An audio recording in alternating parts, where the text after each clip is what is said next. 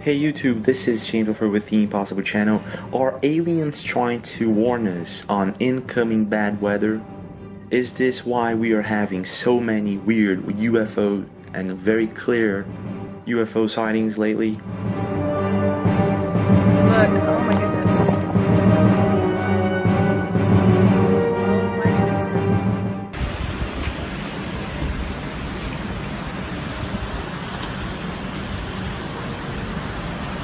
Tsunami. Een tsunami, jongens.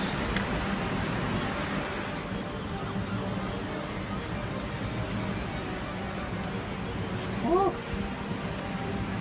Helemaal dood. Nou, dan ga ik een beetje 250 euro. Stuk. Kijk even. Ja, helemaal doen wel. Zie die golf. Oh, daar is iets.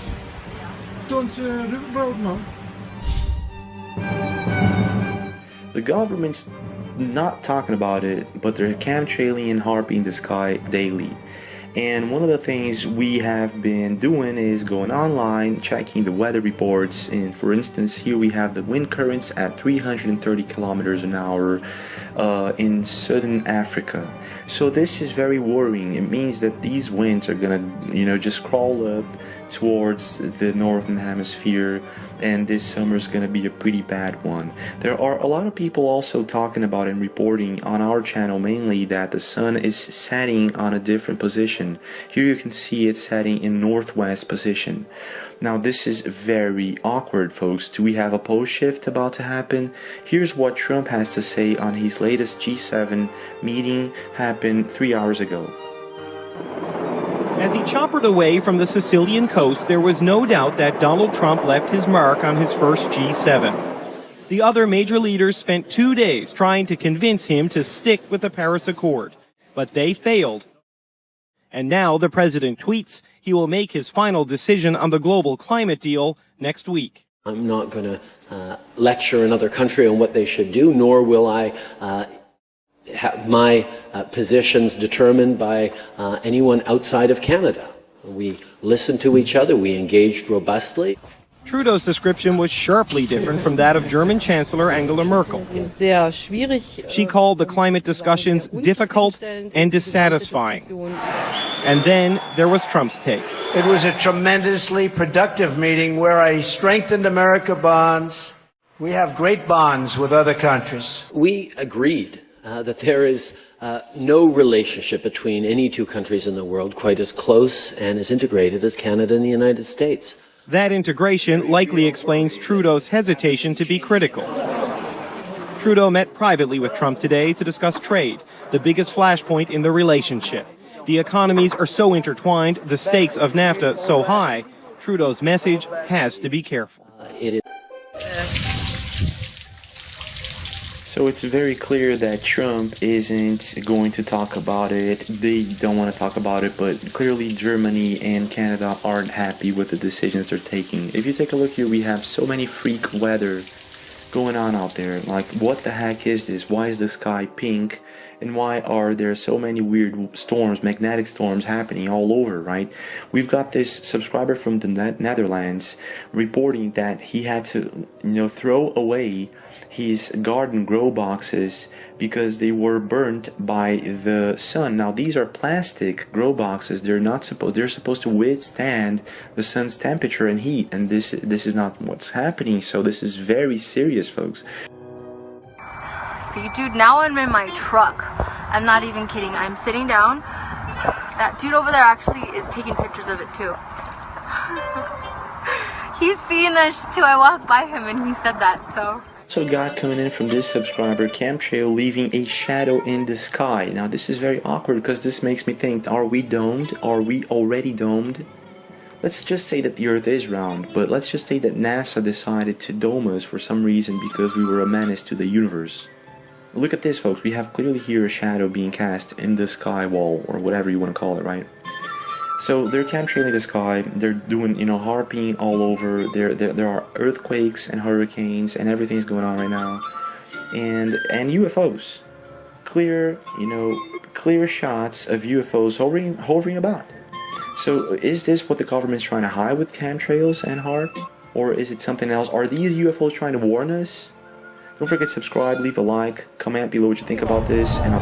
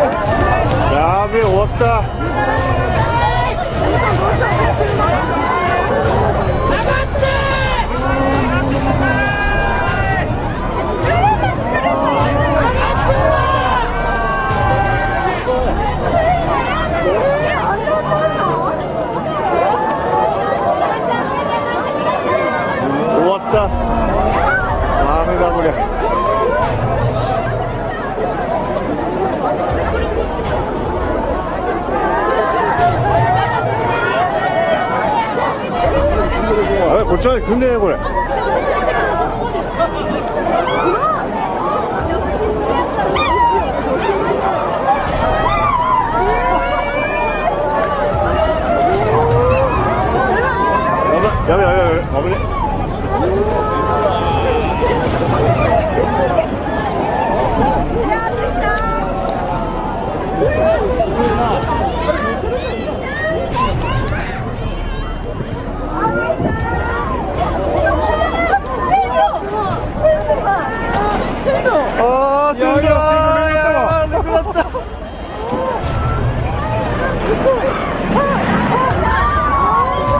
What virtually the entire scientific community understands is climate change is real.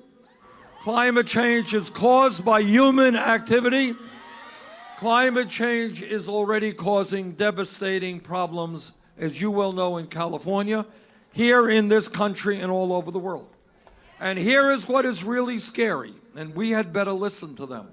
What the scientists are also telling us, if we do not get our act together boldly and in the very short future, what we're going to be seeing is more drought, more flooding, more extreme weather disturbances, more acidification of the ocean, more rising sea levels, and more international conflict as people around the world fight over limited natural resources. We have a moral responsibility as custodians of this planet to make sure that we leave this planet in a way that is healthy.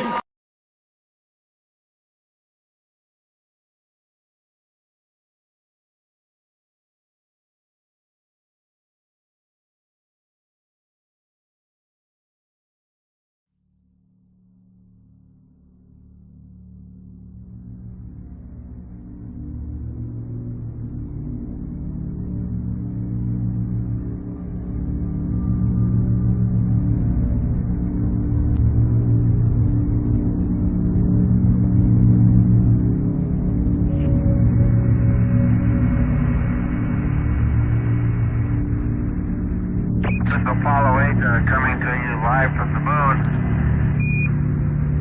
The vast loneliness up here on the moon is awe-inspiring, and it makes you realize just what you have back there on Earth. The Earth from here is a grand oasis in the big vastness of space. Oh my God, look at that picture over there. There's the Earth coming up. Wow, is that pretty? Get a color film, Jim? Hand me a roll of color quick. Oh man, that's great. Where is it? Quick. Oh, I got it right. Oh, that's a beautiful shot.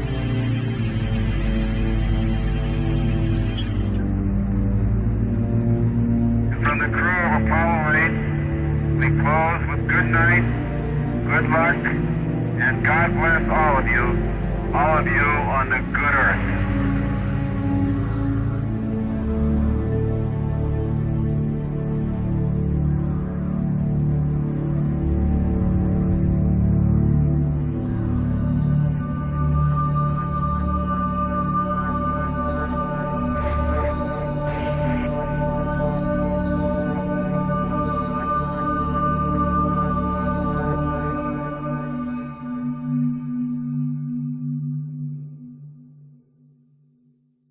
Can you hear me?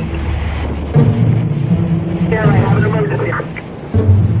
We'll advise you very quickly. We're with about 5 feet of water. I have about 17 individuals on the second floor right now. We're going to need to evacuate. We need to get out of here. I'm trying to get you guys out. Are you alright? You okay? There is new and dramatic evidence of what's happening to our world, and tonight we'll look at the impact already being felt. The red flags about extreme weather we've all endured together all across the globe. We are literally engaged in an unprecedented experiment with the one planet that we know of that can support life. We will respond to the threat of climate change, knowing that the failure to do so would betray our children and future generations. The big question mark is the future, of course, and a new kind of normal.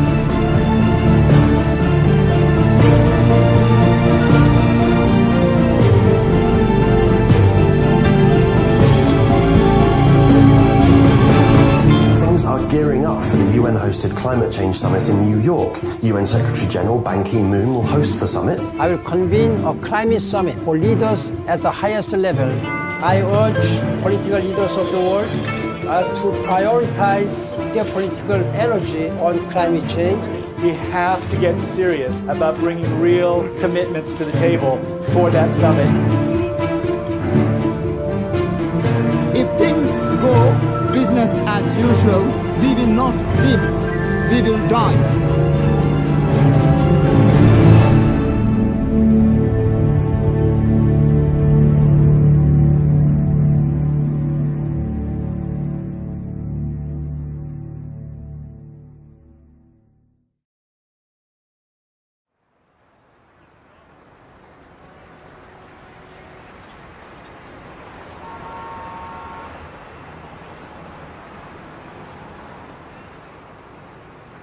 On September 23rd, the United Nations is holding a historic climate summit where they've invited world leaders and heads of state from around the world.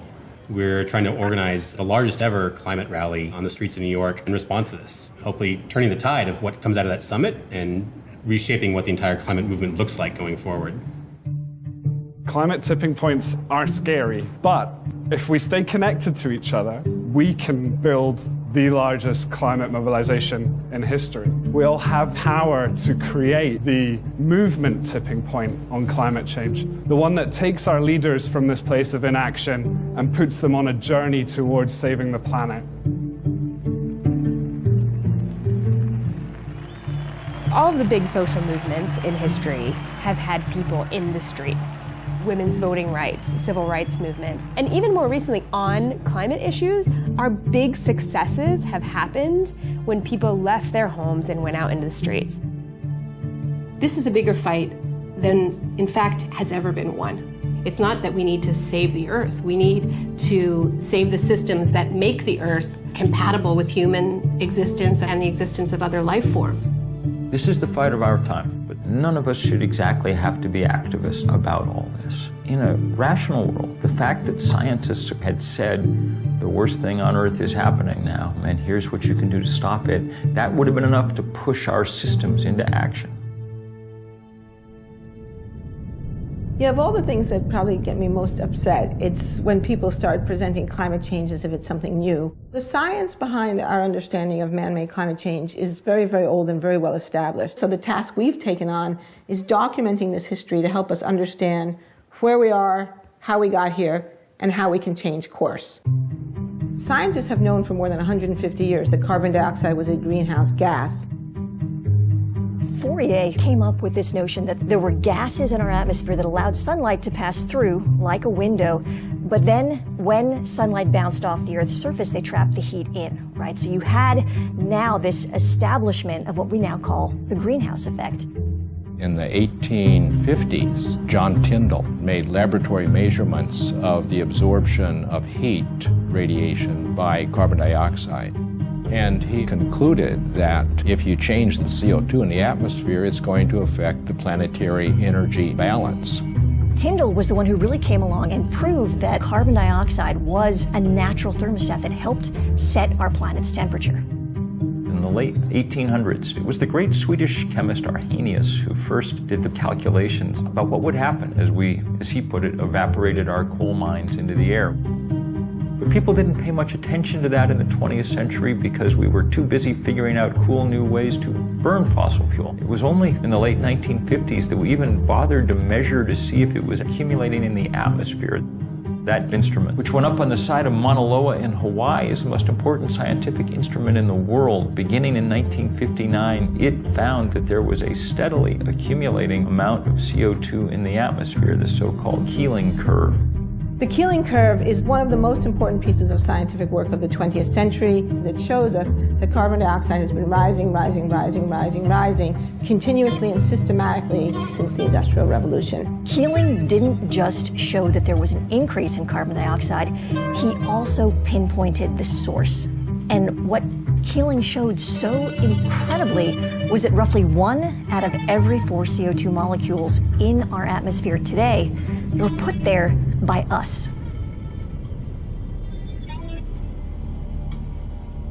Just a year ago, we passed 400 parts per million of carbon dioxide in the atmosphere.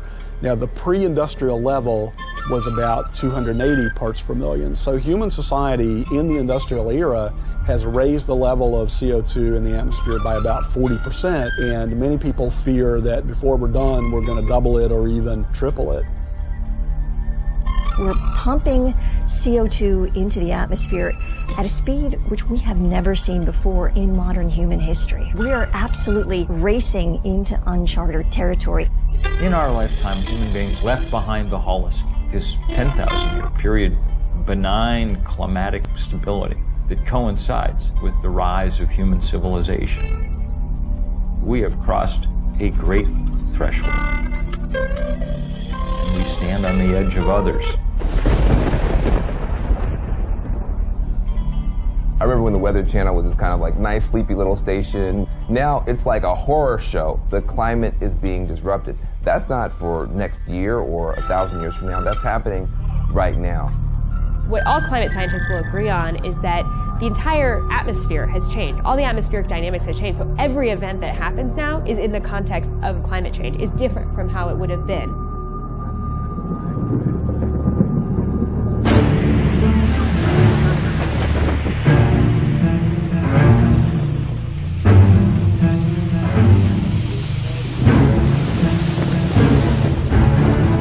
Typhoon slammed the Philippines with winds of 195 miles per hour. That's higher than the winds from Hurricane Sandy and Katrina combined. The world is mobilizing to help the Philippines, but just a trickle of food and water and medicine has reached the victims of Typhoon Haiyan. More than 1 million people were forced to flee their homes, many now trying to salvage what's left. Hundreds of thousands are thronging relief centers, desperate for life's necessities. Many residents covered their faces to mask the smell of the dead while they searched for relatives in some of the hardest hit areas. This is one of the top storms ever seen on this planet.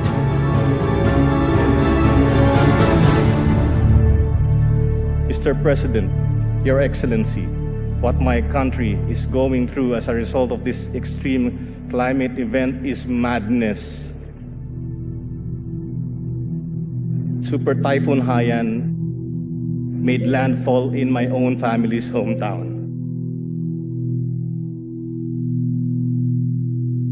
And the devastation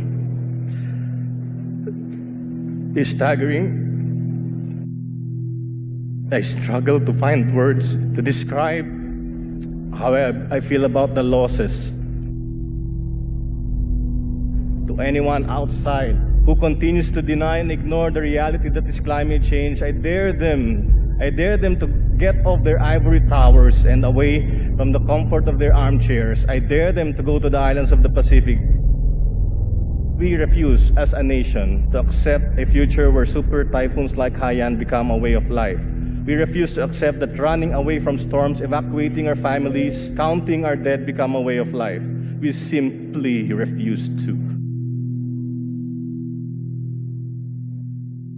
We can fix this. We can stop this madness.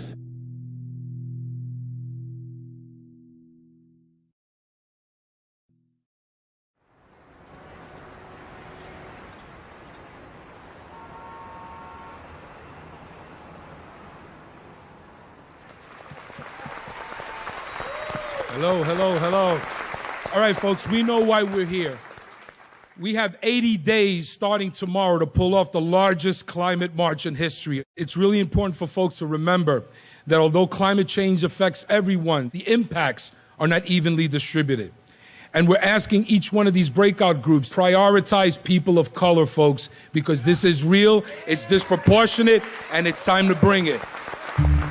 They need to act on a binding global agreement to reduce greenhouse gases. We can do that and create jobs at the same time. Part of what we're doing is moving people from fossil fuels to the solutions and also presenting them with economic opportunities around the solution. The idea of who's going to be leading this march are the people in this room. This environmental issue is the singular issue of our time, of our day, that will determine how we live, where we live, and if we live. The most important tool that we have is our people power. There are already 325 groups, and that list is going to grow every single day. Whatever you're thinking about doing to help build this mobilization, rethink it and make it bigger, make it bolder. Our job is to make sure everybody hears about it, and then they'll get there. They'll get there. That's our job.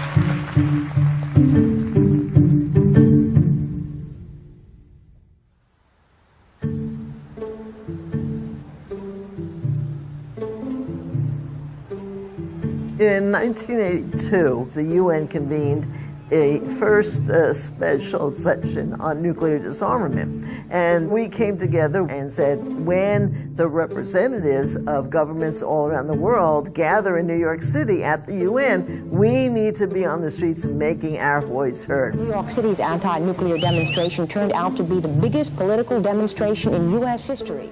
It was, and still to this date, is the largest single gathering, if you will, of people in this country. I think there was one computer in the office. Everything else was by phone and this thing we called the mail. We now call it a snail mail, whatever. But there was something about that reality that we didn't have the technology that we now have that actually forced people to talk directly to each other. We have real peace with real justice.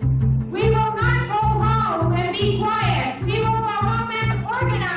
One of the really interesting things about that demonstration is that some 600 local groups were formed, and many of those groups lasted for years afterwards.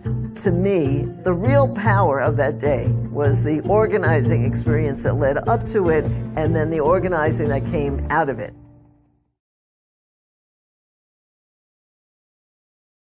Some experts are saying now that the whole world is heating up because of a global greenhouse effect. Scientists had been saying for a long time that climate change might occur, but 1988 is the year when Jim Hansen and his team at NASA say, both in the scientific peer-reviewed literature and in public, that it's actually happening. The changes in atmospheric composition that humans were making was going to have a big impact on the Earth's climate. The greenhouse effect has been detected, and it is changing our climate now.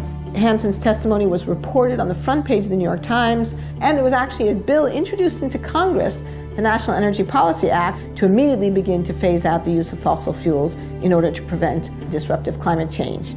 And of course, that was supported by the creation of the IPCC, the Intergovernmental Panel on Climate Change, that year. So there was political momentum, there was scientific momentum, there was strong scientific evidence, there was media attention, and then the whole thing kind of fell apart. The Earth Summit, a 12-day, 178-nation conference on the environment, began today in Rio de Janeiro. Battle lines are already drawn between the haves and the have-nots. So far, all the agreements are non-binding, requiring no specific action on the environment. As time has gone on, the scientific warnings keep intensifying, and yet there has been no effective political response. All political efforts to get a handle on this issue have essentially failed. I am the one that is burdened with finding the balance between sound environmental practice on the one hand and jobs for American families on the other. The agreement hammered out in Kyoto, Japan, requires industrialized nations to make substantial cuts in greenhouse gas emissions. The United States actually never ratified the Kyoto Protocol, which is one reason it didn't work. President Bush ignited a storm of controversy when he decided to abandon the Kyoto Protocol, which sets caps on the emissions of greenhouse gases in developed nations. For nearly 2 weeks, the U.S. delegation had blocked proposal after proposal, draft after draft, refusing to even discuss mandatory cuts in greenhouse emissions.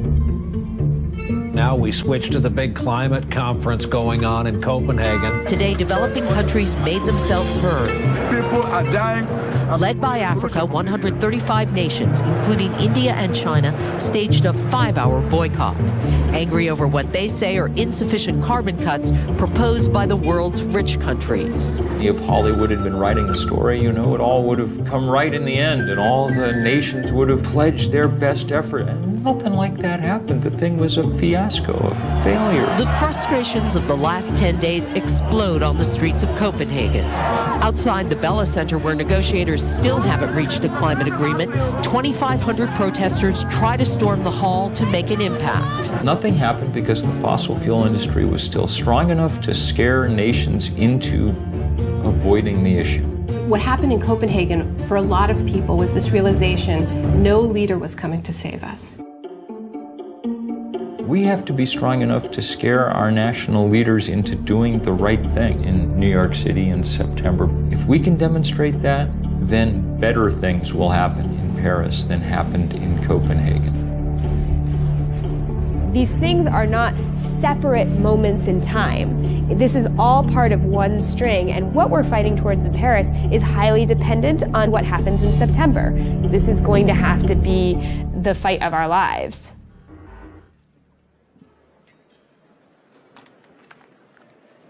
Welcome to this press conference to present the report of IPCC Working Group 3 on mitigation of climate change. If we really want to bring about a limitation of temperature increase to no more than 2 degrees Celsius, there is then the need for an unprecedented level of international cooperation. The way we've approached climate change is the scientific community builds the case, it synthesizes the evidence, it presents that evidence then to the policymakers. We've proven beyond a doubt that climate change is real, that the Earth's temperature is warming, that warming is predominantly caused by the burning of fossil fuels and other human activities, and that additional warming poses a significant threat. What the policymaking community did was they came up with a definition of what they called dangerous human interference. In 2009, the nations of the world agreed on a target of 2 degrees centigrade or 3.6 degrees Fahrenheit of maximum warming above the pre-industrial level. That would require emissions worldwide almost entirely stopping within a matter of decades. A lot of people talk about 2 degrees being the safe level. Well, there is no safe level. 2 degrees is a round number that would be safer, but we'll still have substantial climate impacts. 1 degree is melting the Arctic and the Antarctic. We'd be crazy to find out what 2 degrees will do, but we're probably going to find out. Even if we do everything right at this point, that's about as good an outcome as we can hope for. The other thing that the IPCC did was that they tied that 2 degrees Celsius, 3.6 degrees Fahrenheit threshold to the amount of fossil fuels that we can actually burn. And they came up with this red line in the sand, which was 1 trillion tons of carbon. The problem is that we're already more than halfway there. We're approaching 600 million tons already, and at the rate things are going, we will have completely exhausted that carbon budget within 30 years. The same leaders who say they want the temperature to go up no more than 2 degrees have put forward a series of proposals that when you add them up leads to the temperature rising 6 degrees. A point past which most sane scientists think civilization on the scale that we now know it will not be possible. It's almost a kind of refusal to come to grips with reality. There's just this enormous gap between what countries say they want to do and what they're actually on track to do. People call this the emissions gap. Much of this is about mathematics. You've got to leave 80% of fossil fuel in the ground. Fossil fuel industry wants to burn all its reserves. If they do, then we get that 6 degrees. Each day of inaction, each day of business as usual puts us closer and closer on this crash course.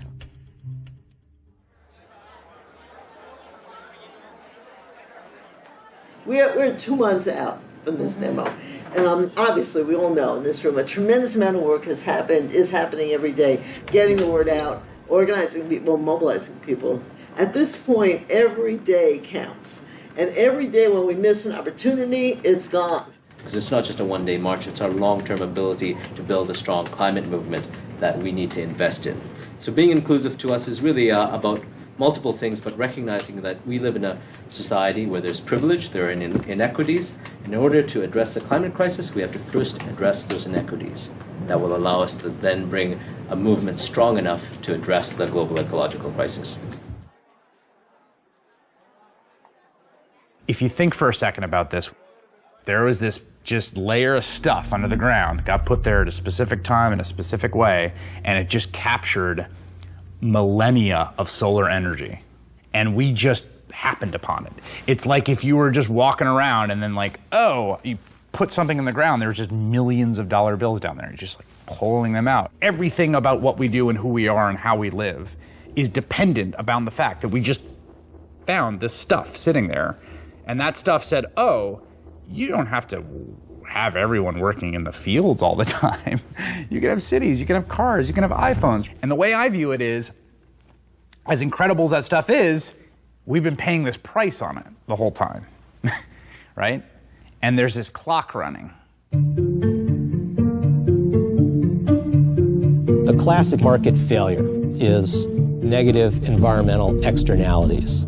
That's just jargon for you're not paying the full costs of the fossil fuels that you burn. The racket that the fossil fuel industry has run is to take costs of its product and export them to the public.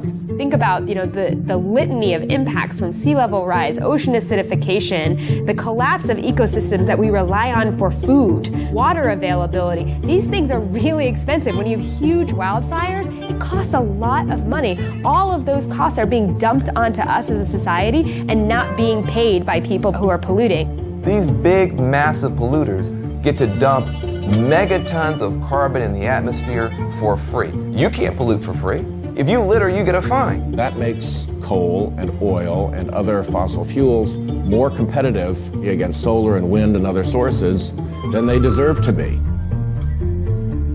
Behind the environmental problems that carbon pollution causes and behind the economic problems is a political problem that a very small group of very powerful special interests have exerted very rough control over the political establishment. We're up against the fossil fuel lobby that has complete access to the political class and the ability to bribe through legal means and blackmail through the use of attack ads and so on. Even people who oppose them have trouble opposing them too strongly because they're in some ways economically dependent on them. Right now, we have a monopoly control by big carbon polluters. They grant themselves subsidy after subsidy. Think about this. How much money does the Pentagon spend helping big private oil companies get their for-profit products from the Middle East here? About half the Pentagon's budget is just helping Chevron and Shell and Exxon get their for-profit product here. What if they had to pay for that service? How much would gas cost then? Plus, they also get all kind of tax breaks and other kind of loopholes. They're in a system based on a grow or die ethic. But rather than respond to the climate crisis by scaling back, they're doubling down through fracking, through tar sands oil, through coal exports, mountaintop removal. They have become more brazen. It's a rogue industry. It's an industry whose business plan is followed to the letter will wreck the planet. Once you know that, then you know that these are now illegitimate business plans. We have to figure out how to disassociate ourselves with them. And that is beginning to happen all over the world.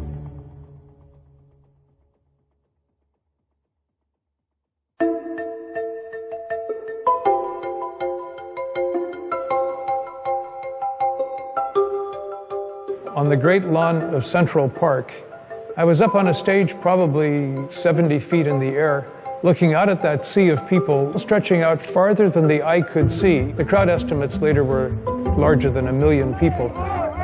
April the 22nd, 1970.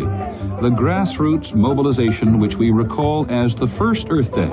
20 million Americans called away from their jobs and their classes into the streets of their communities.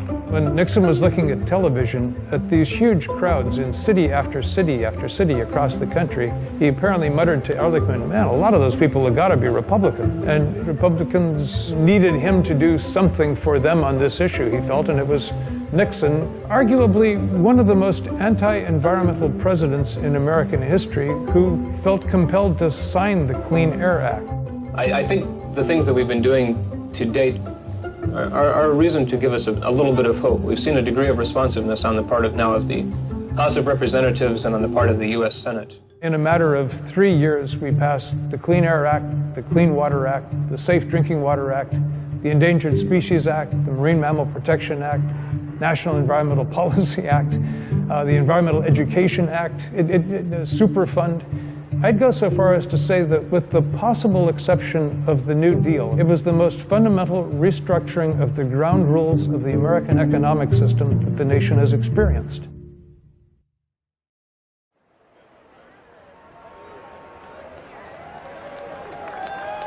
All right, folks, we are 50 days away from the largest climate march in history. Are y'all ready? Yeah! This is not just about the environment.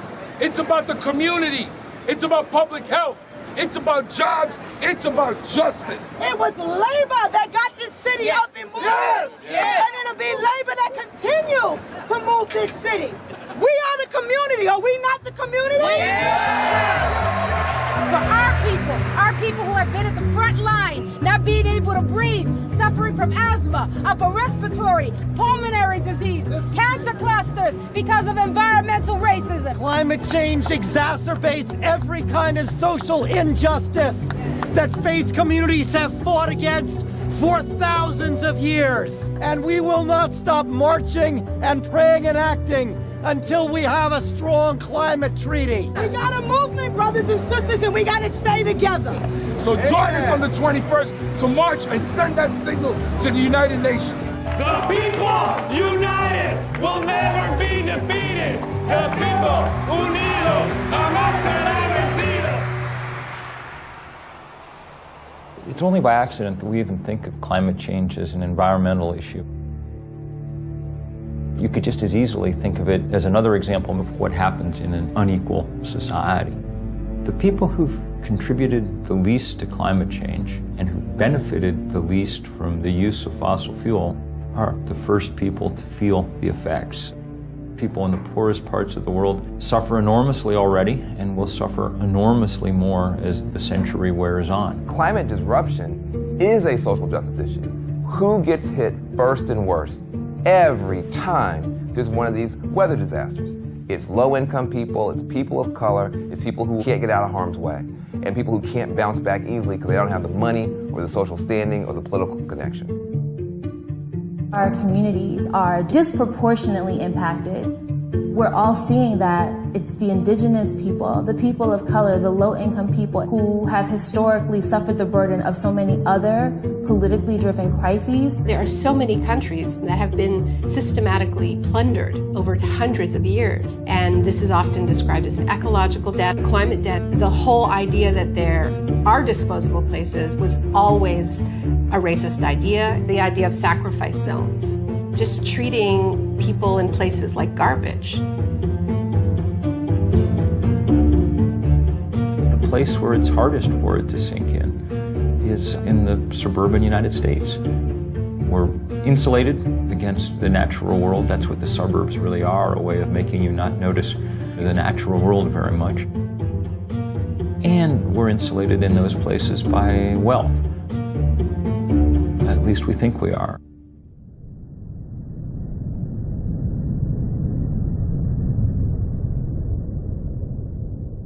Scientists are screaming from the rooftops about us avoiding going over a 2-degree rise in the temperature of the planet. Why are they so worried about that? If we go over that amount of warming, there are feedback loops in our ecosystems, tipping points that climate change could spin out of control, and it happens like that.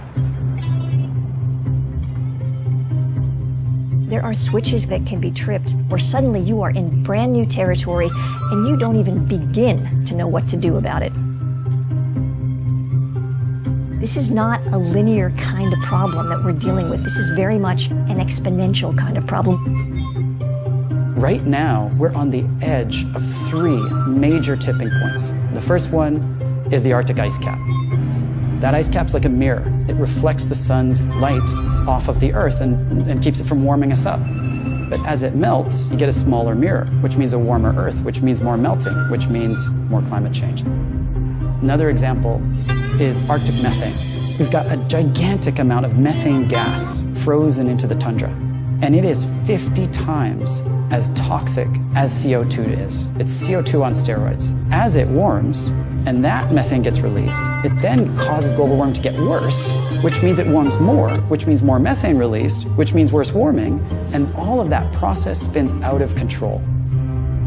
Another example of a tipping point is ocean acidification. As you get more CO2 in the atmosphere, a lot of it actually is going into our oceans. And a lot of stuff, like plankton, can't live in that kind of acidified water. And plankton is the basis of the food chain. If the plankton die, we lose the whole ocean ecosystem. These kinds of feedback loops and tipping points are what keep me up at night, that we will hit one before we're able to turn things around. Even if we went cold turkey today because of the time lags in our climate system, we've already signed up for things that we can't see yet. We live in a razor-thin livable universe. Just a few kilometers below my feet, it's too hot to live. Just a few kilometers above my head, the air is too thin to breathe. It's not about a few more droughts and a few more storms. It's about a catastrophic shift in this fragile balance of our biosphere that threatens everything we love.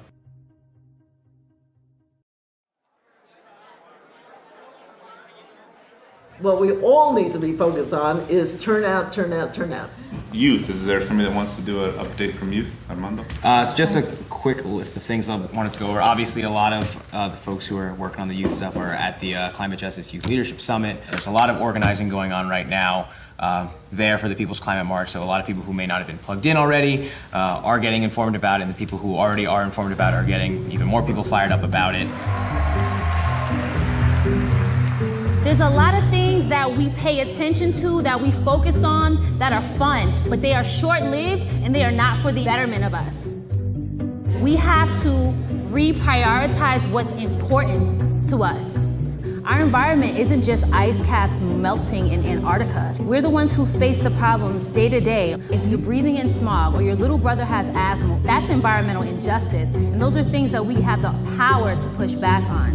Imagine being the person who changes the face of climate change so that we don't have to deal with those impacts every day. So on September 21st, we're gonna march for climate justice. So who's with us? Come on,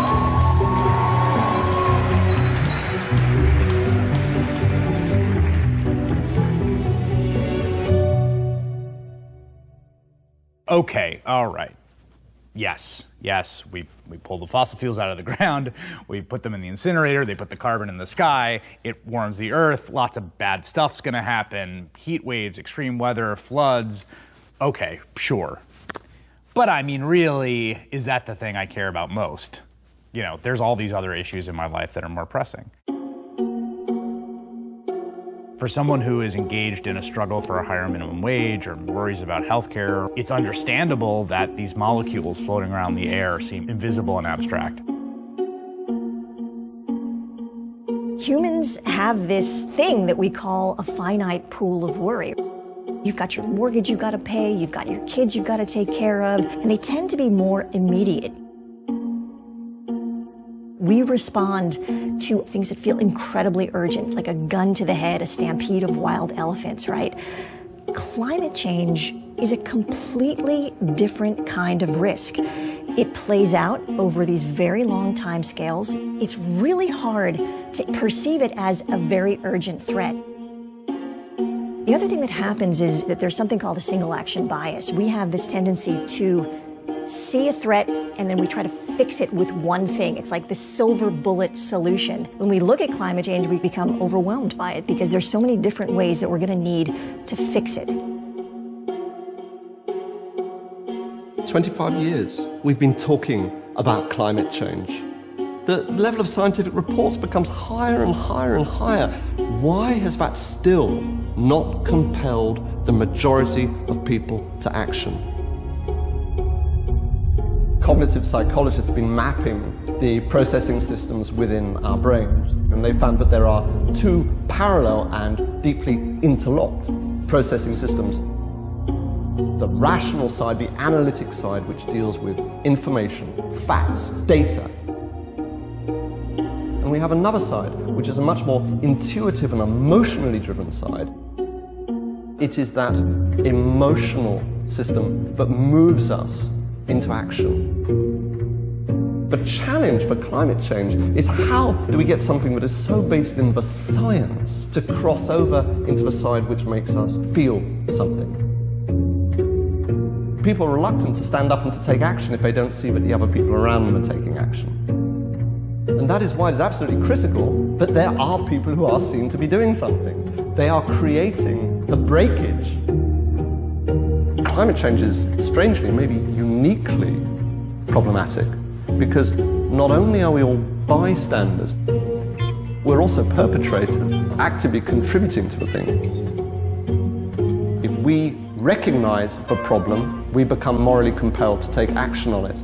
There is a fundamental tipping point at which that has to happen.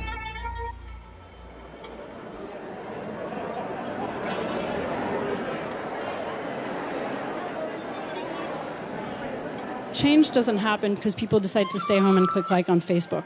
Change happens because people like you and I decide to get involved.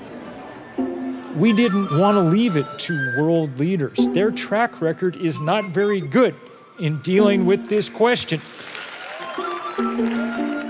I am a trade unionist, and I am an environmentalist, and I see no conflict whatsoever in those two things. It's in our core self-interest as a trade union movement to help build the path to a sustainable future and get on the right side of the climate change issue sooner rather than later.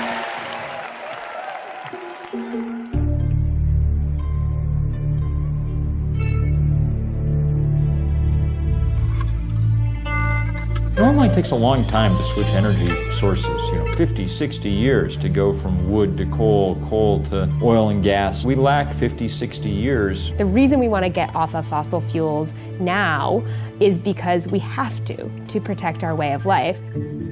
We need a vision for what the post-carbon economy looks like that is inspiring enough and delivers enough in terms of jobs, in terms of new opportunities, in terms of better health. It has to be exciting. There are many more jobs available to people who are going to be building wind turbines, retrofitting houses so they waste less energy. Solar panels have to be installed by a person. That person has to go to your home. There's no way to outsource putting that solar panel onto a roof. A 100% renewable economy is within our grasp. It's economically and technologically possible. It's not something that we need to keep researching because it's always off in the distance. No, it's here. It's a question of political will. If you look at the renewable revolution that's happened in Germany, it wasn't about leaving the renewable sector to the market. It was about creating different incentives. And there was an explosion of innovation and creativity. Germany is now the #1 solar country in the world, even though they have the same amount of solar incidence as Alaska. Can we do it? Can we take the power that has been highly centralized and highly focused and controlled by very few hands, and it is not an accident that very few hands controlling power in the sense of electricity leads to very few hands controlling power in the sense of political power.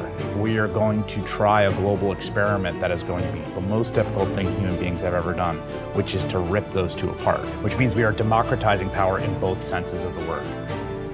The real question is, are we going to scrape the bottom of the barrel for the last polycarbons on Earth, to burn them too? Or can we actually show some restraint, which we ask our children to do? Don't eat the last 17 marshmallows. Can you just show some restraint and choose a wiser course? A Canadian company called TransCanada wants to build the Keystone XL pipeline. The $13 billion system would carry crude oil from the so-called tar sands region in Alberta to Houston, Texas for refining. The Keystone XL pipeline has become a huge focus of controversy. The tar sands oil is particularly dirty, it's particularly carbon intensive. An estimated 2,000 environmental activists from across the continent plan to gather in Washington, D.C. to launch a 2-week protest. It has become a symbol to both sides in this debate, where the people who want further development of fossil fuels see getting Keystone through as core to their strategy, and on the other side, the climate activists see it as a symbolic fight that they have to win. I'm here as a Nebraska citizen and landowner. I am on the advisory board of the Center for Health and the Global Environment at Harvard I'm an Medical evangelical School. Christian. I'm a proud member of the Transport Workers Union of America. You know what's so fascinating about this whole Keystone thing is that that was supposed to be a wedge, and instead it's been turned upside down. Now it's actually a base that is lining up constituency after constituency. Today we act. Today we send a message to them and everybody else. We are taking back our futures. Something extraordinary and unexpected has backfired out of the ambition of the fossil fuel companies. They've built a movement by mistake. If you are going to be risking arrest, you're going to be lining up over here. One of the tools that came into play was peaceful civil disobedience to show the moral urgency of these problems, that this was the crisis of our time. I saw a story in one of the trade publications, the oil industry, not long ago, and they said, we're never going to get to build another pipeline in peace again. And I hope they're right.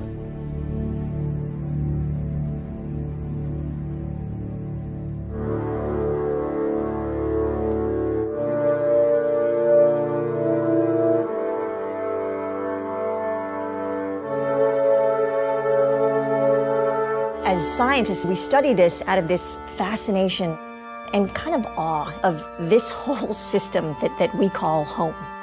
We are on this planet that is so perfectly built to sustain life. We got so lucky. And then you begin to think, what do you do with this knowledge, this unbearable, incredibly depressing knowledge that the decision to burn fossil fuels was a decision that had tremendous downside risks that we didn't realize immediately. When I read a climate science article that talks about mid-century projections, what I read is what's going to happen when my kid is 40.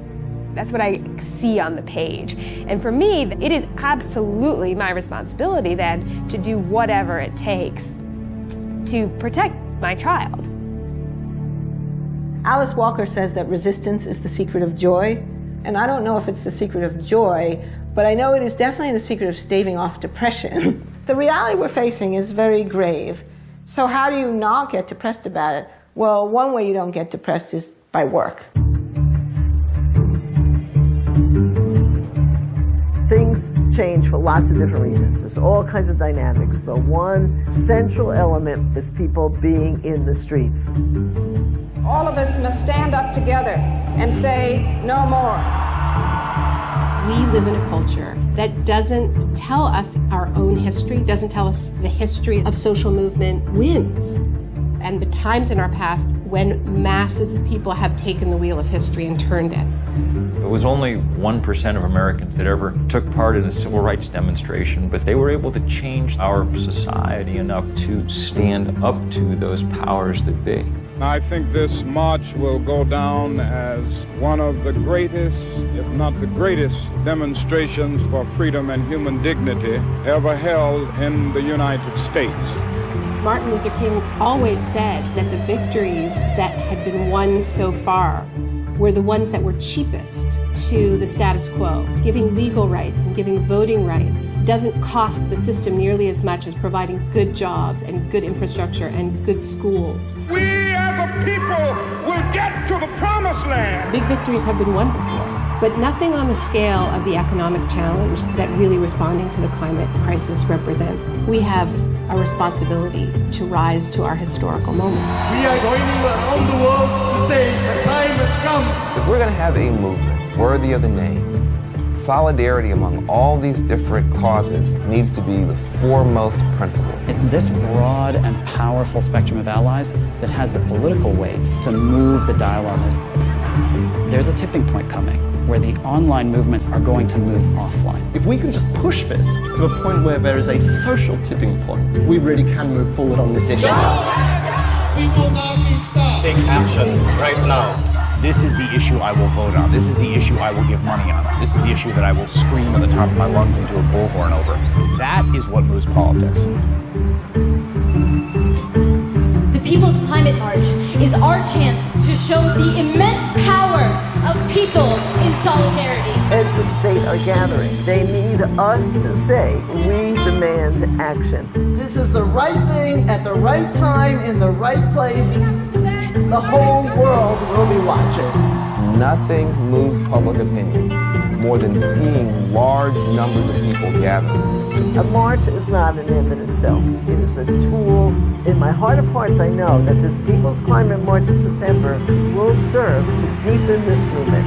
I will be there in New York, September 21st. There is no replacement, even in the digital age, for human bodies next to each other, standing as one, hearts beating as one, voices raised as one, making a political demand. If you don't fight for what you want, you deserve what you get.